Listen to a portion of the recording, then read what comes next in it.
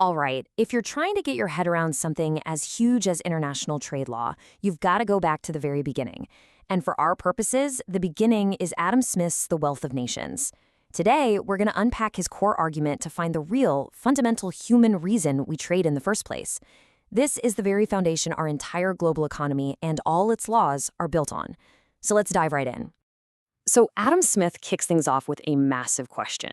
How did we get here, right? How did we create these incredibly complex societies where millions of us who will never, ever meet somehow cooperate to provide for each other?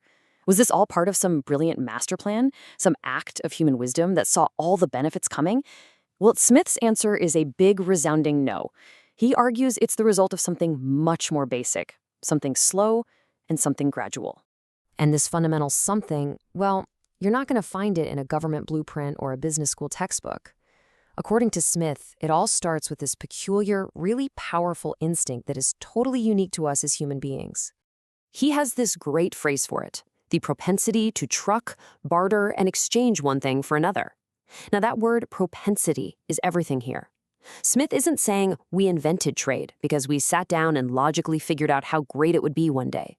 No, he's saying it's a natural urge, a consequence of our unique ability to reason and to speak. It's just something we do. And to really hammer this point home, he draws this sharp contrast with animals. He says, and this is a famous line, nobody ever saw a dog make a fair and deliberate exchange of one bone for another with another dog, right? When an animal wants something from another, it has to kind of fawn and beg and try to gain favor. But us, we have a totally different method. We can use our reason, our speech, to make a contract, to say, hey, this is mine, that is yours, and I'm willing to give you this for that. And that right there is the unique starting point for all human commerce. Okay, so if we have this natural urge to trade, what's the engine that actually makes the deal happen? Is it our kindness, our deep-seated desire to help each other out? Smith is crystal clear on this point. Nope, absolutely not. This is, without a doubt, the most famous line from the entire book. And wow, for good reason. It is the absolute core principle of every single market interaction. You and I get our dinner not because the butcher, the brewer, or the baker are feeling particularly generous today. We get it because it is in their own self-interest to sell it to us. Now, this isn't some cynical take on humanity. For Smith, it's just a realistic one. Smith explains that in any civilized society, we need the help of, as he puts it, great multitudes. We just don't have the time to go out and make friends with every single person we rely on for our daily needs. It's impossible. So the most reliable way to get what we want is to show other people how helping us is also in their best interest. The meaning behind any offer we make is basically this: giving the thing that I want, and you can have this thing that you want. It's a deal built entirely on mutual advantage. So what happens when you have a whole society of people, all with this natural urge to trade, all driven by their own self-interest? You get a massive world-changing consequence, the division of labor. Or, as we'd probably call it today, specialization. Smith gives us this really simple, logical example to follow. Imagine someone in a tribe of hunters who's just really good at making bows and arrows. At first, maybe he just trades his extras for some meat, but pretty soon he has a realization. He can get way more meat by only making bows and trading them than he ever could by trying to hunt for himself. So purely from a regard to his own interest, he becomes a specialist, a kind of bow maker. And this same logic, Smith says, applies to the carpenter, the blacksmith, and everyone else. The certainty of being able to trade your stuff encourages everyone to double down on what they do best. Now, this is where it gets really interesting, because this leads to one of Smith's most surprising and honestly most profound arguments. We usually think that people specialize because they're just born with different talents. But Smith, he flips that whole idea completely on its head. He asks us to really think about it.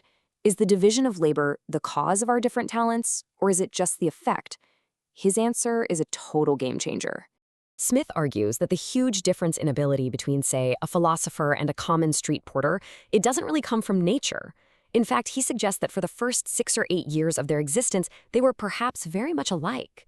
The profound difference we see in them as adults is almost entirely the effect of the division of labor.